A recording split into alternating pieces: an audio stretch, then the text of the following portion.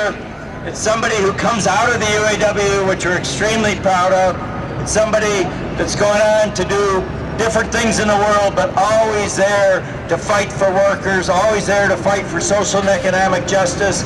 He's quoted often because he's a professor now. He's head of the Latin American Studies at the University of California, very prestigious position, but somebody who's never forgot his roots. And he's always there. He's ready to march with us. He's ready to fight with us.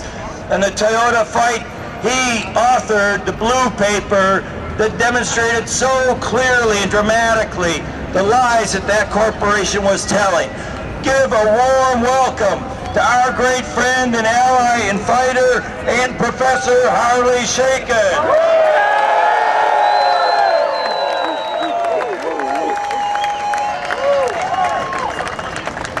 Thank you. A half-century ago in Washington, the Reverend Martin Luther King Jr. said, "I have a dream." This afternoon, another King said, "Don't forget to dream today."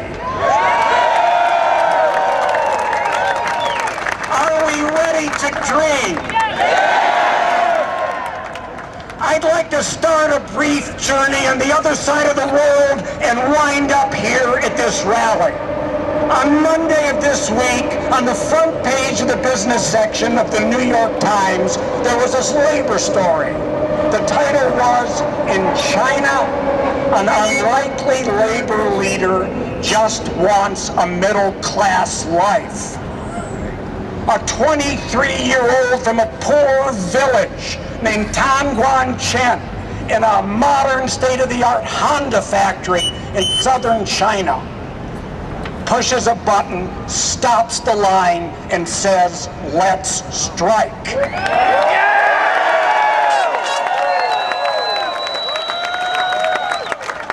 That strike was heard all over China. That strike was heard all over the world. And something else that doesn't know borders is the dreams he has.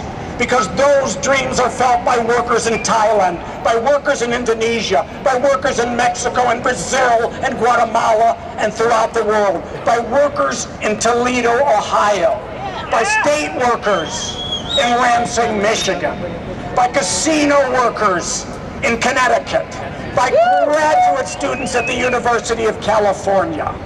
That is a common dream.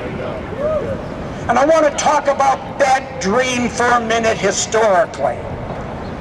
That young worker in China felt the shortest route to the middle class was an independent union. Millions of workers in this country felt that in the 30s and 40s. And after the horrors of the Second World War, all America found out the value of a union. The 1950s showed 1 out of every 3 workers in this country who were in a union. It was the period of our greatest prosperity, not in spite of the labor movement, but because of the labor movement.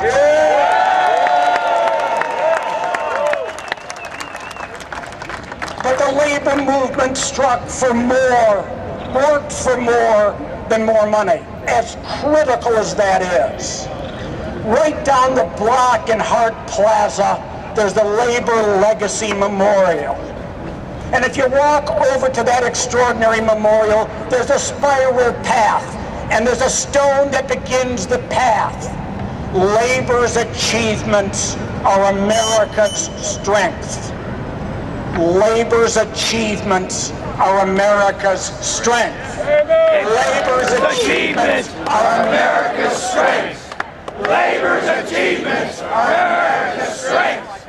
Labor's achievements are America's strength.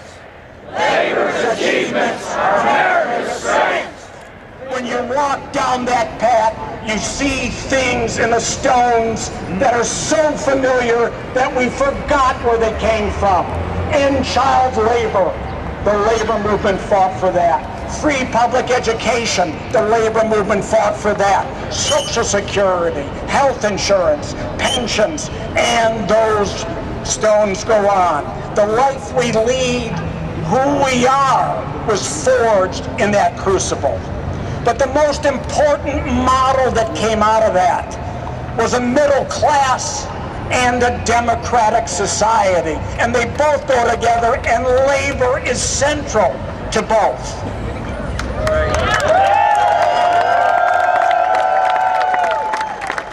The last stone in the path says global solidarity. And as Bob King pointed out earlier, we live in a global world, and that has been more important than ever. It's very easy to summarize it all in 2 words. The goal of labor has been dignity. The means are solidarity. And in that memorial, there's a quote by the Reverend Martin Luther King.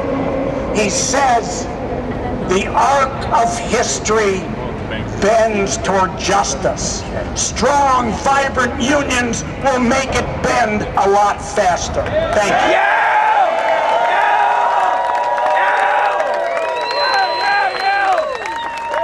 An amazing, amazing group of speakers.